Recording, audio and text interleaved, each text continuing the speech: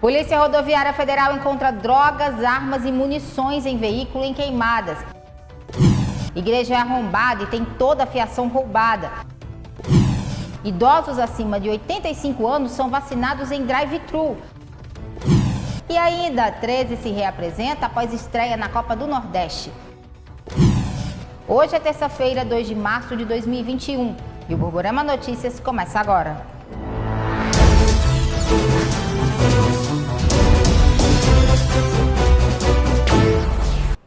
Olá, boa noite!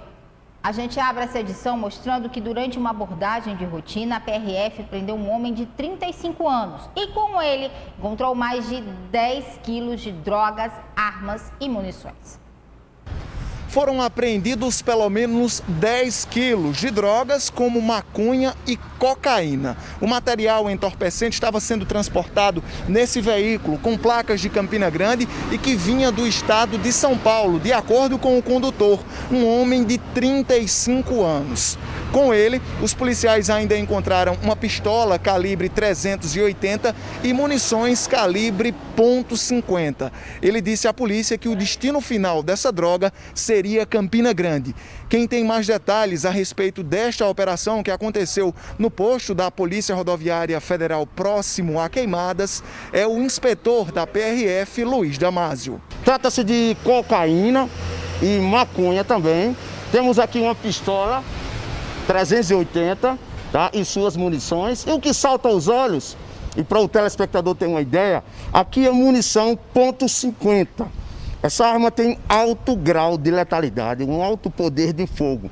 Ela é usada, inclusive, para assaltos a carro forte. Ou seja, ela ultrapassa um carro blindado facilmente. Uma arma de guerra. Exatamente. É utilizada também para derrubar aeronaves. Então, certamente, o destino e o destino final dito pelo próprio abordado era a cidade de Campina Grande.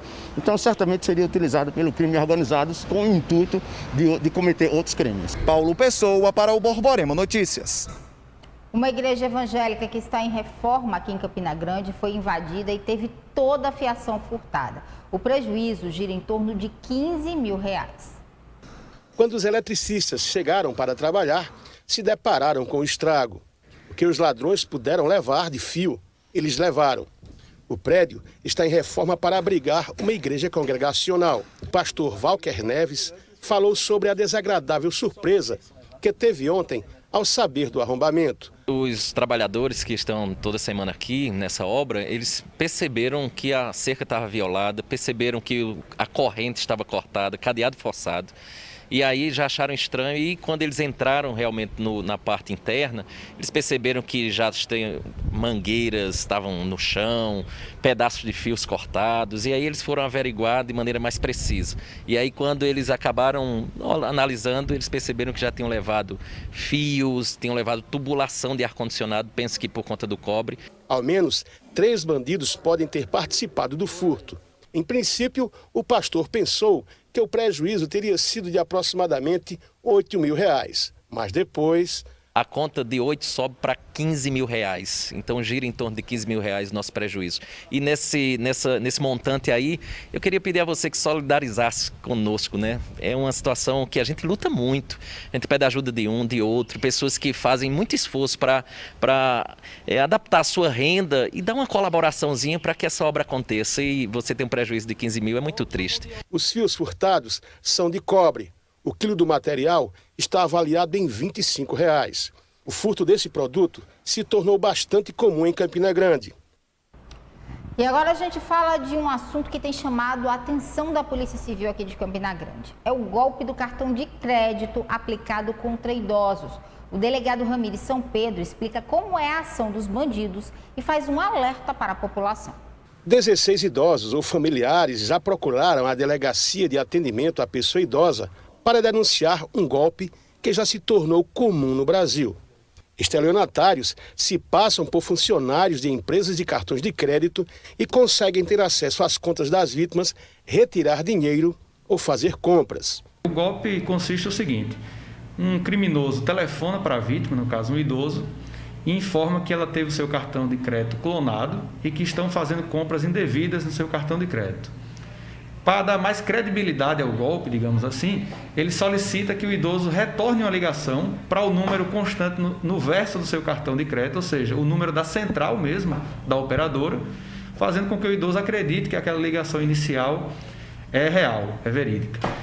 Ao telefonar, ao idoso retornar essa ligação para o número da central telefônica da empresa de cartão de crédito, eles conseguem desviar essa ligação para uma central criminosa, e aí o grande gargalo agora da investigação é descobrir também como eles fazem esse desvio da ligação. Um outro criminoso atende, se passando por atendente, por funcionário da empresa de cartão de crédito, e solicita alguns dados da vítima. Depois disso, a vítima acreditando que realmente falou com alguém da empresa, o criminoso avisa que um representante irá até a casa do idoso, recolher aquele cartão que teria sido clonado, né? E daí, então, eles se apossam do cartão de crédito da vítima e passam a fazer saques, empréstimos e também financiamentos bancários. O delegado informou que os cuidados devem ser redobrados quando se refere ao idoso. A orientação é o seguinte: não façam nenhum tipo de transação por telefone. Está em dúvida, vá até sua agência bancária, solicite a ajuda de um familiar, de alguém, venha até a delegacia, telefone aqui para a delegacia de idoso perguntando se realmente deve retornar essa ligação. As empresas não costumam telefonar para ninguém avisando de compras indevidas. Há aqueles aplicativos que informam de compras realizadas, e aí sim, você verificando que há uma fraude, uma clonagem do seu cartão, você vai até a sua agência bancária e faz o cancelamento do seu cartão, o bloqueio do seu cartão. E agora nós voltamos a falar sobre assaltos e invasões a residências que estão tirando o sono de moradores do conjunto Portal Sudoeste. Vamos ver. São constantes os casos de assaltos e principalmente invasões a residências no conjunto Portal Sudoeste e outros bairros do entorno. Depois de muitas reivindicações, um posto policial foi instalado no portal e as rondas na área são constantes. Mas nem assim os criminosos se intimidam. Na semana passada, 3 residências foram arrombadas em uma mesma rua e vários objetos de valor foram furtados. 4h30, mais ou menos, quando eu cheguei em casa, o portão estava arrombado, né? Até pensei que fosse eu que tivesse deixado aberto, não tinha fechado direito. Mas aí quando eu entrei, estava guarda-roupa revirado, sem televisão, sem micro-ondas, sem ventilador, sem lençol de cama. Esta moradora suspeita que os bandidos observam a rotina dos proprietários da residência e aproveitam para agir. Quando for viajar, quando for sair de casa, prestar atenção em quem você toca no assunto da sua rotina de entrada, de saída de casa, porque é muito perigoso. Veja a seguir: idosos entre 85 e 90 anos são vacinados contra a Covid-19. E ainda, prefeito Bruno Cunha Lima fala sobre possibilidade de novo cancelamento do São João de Campina. E a gente volta falando sobre o maior São João do mundo. Normalmente, nesse período, já começavam a ser anunciadas as primeiras atrações. Mas em tempos de pandemia, ainda não há uma certeza sobre a realização do evento neste ano. Para o prefeito de Campina, Bruno Cunha Lima, ainda é cedo para definições. Na verdade, um pequeno desencontro de informação. O que eu disse e repito é que, embora o São João seja fundamental para a economia de Campina, para a cultura da cidade, eu digo e repito, essa não é a nossa prioridade nesse momento. Eu terei a maior alegria de, no meu primeiro ano, realizar o maior São João do mundo. É uma marca que eu gosto, as pessoas que convivem comigo sabem disso. Eu gosto dessa perspectiva cultural, desse viés cultural, mas essa não é a nossa prioridade agora. Eu entendo a importância do São João para a vida econômica, para a vida cultural, para a história da cidade, mas a nossa prioridade é isso aqui, é vacinar o maior número de pessoas de forma rápida, de forma ágil, para garantir que a vida possa ir voltando ao normal na medida do possível, assim que a pandemia deixar, inclusive que a gente possa realizar o São João. Se não no mês de junho, no mês de julho, no mês de agosto, mas entendendo que essa não é a nossa prioridade agora. Nós temos outras prioridades e a prioridade absoluta nesse exato momento é vacinar, ampliar o número de leitos, garantir atendimento público de qualidade, como Campina tem sido uma referência nesses últimos 11 meses, praticamente um ano de pandemia. Nós vamos continuar sendo uma referência para o Nordeste brasileiro no enfrentamento à Covid. Foi falado numa possibilidade de um São João híbrido, pelo menos. Como é que seria esse formato? E está sendo realmente estudada a possibilidade? Exato. Quando eu digo que não é a nossa prioridade agora, não significa dizer que esse é um tema relegado a segundo ou a terceiro plano. Nós temos aí pelo menos 3 modelos já praticamente prontos, modelos alternativos àquele São João. É uma alternativa àquele São João que você e eu conhecemos, um palco com um show para reunir 20, 30, 40 mil pessoas. Isso definitivamente, independente do processo de vacinação para esse ano, é praticamente impossível. Então, quando se fala em realizar o São João, é num modelo adaptado, muito mais vinculado à atração turística, a convivência familiar, onde você possa frequentar com sua família, ir a uma barraca, jantar, conhecer alguns equipamentos turísticos, visitar os nossos museus, atrair turistas para conhecerem o que algumas pessoas chamam de São João raiz. Conhecer o São João que atrai o turista, que vende a nossa cultura, que vende a nossa história. Mas, mais uma vez, essa não é a nossa prioridade para esse momento. E a gente fala agora de imunização contra a Covid-19. Essa é uma prioridade.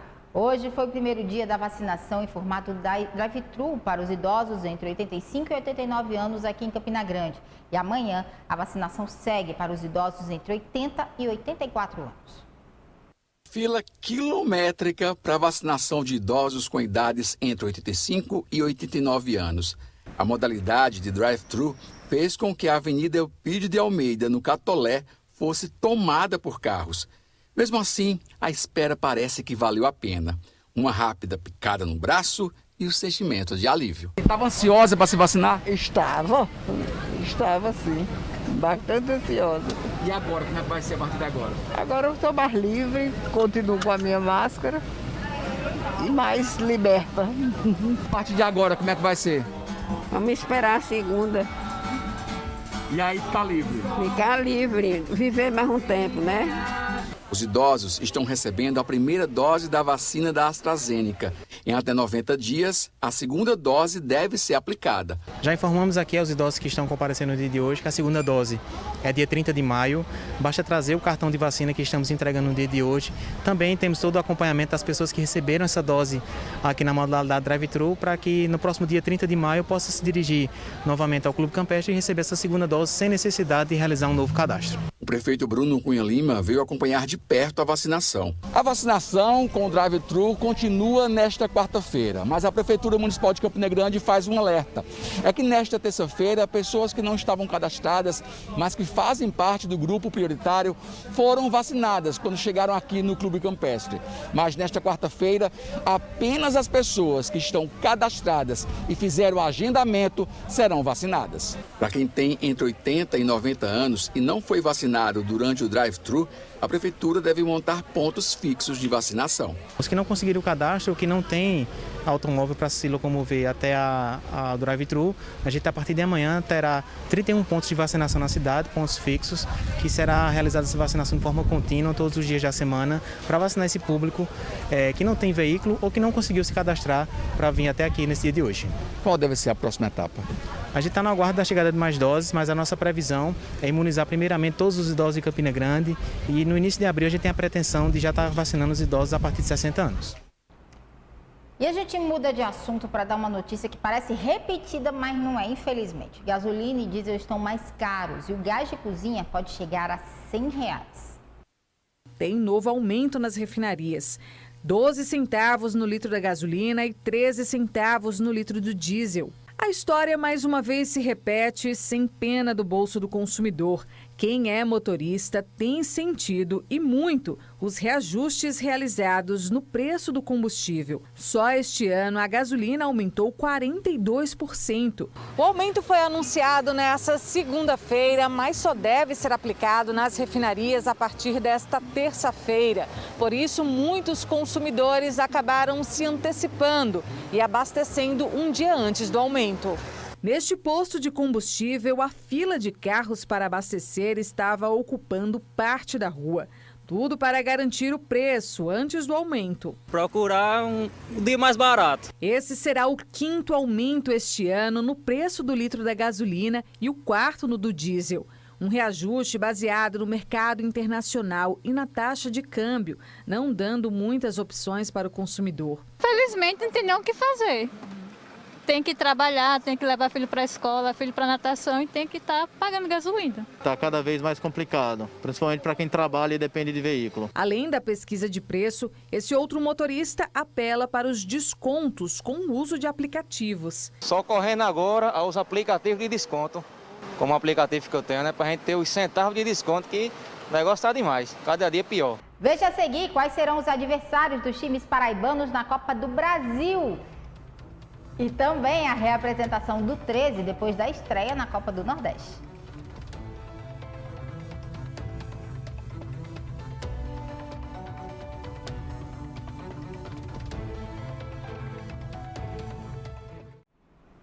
E a gente volta falando sobre a morte do ex-presidente do 13, Carlos Alberto da Silva, conhecido como Bebeto do Gesso. Bebeto foi eleito em 2014 e comandou o Galo até o ano de 2015. Ele foi mais uma das vítimas das complicações causadas pela Covid-19.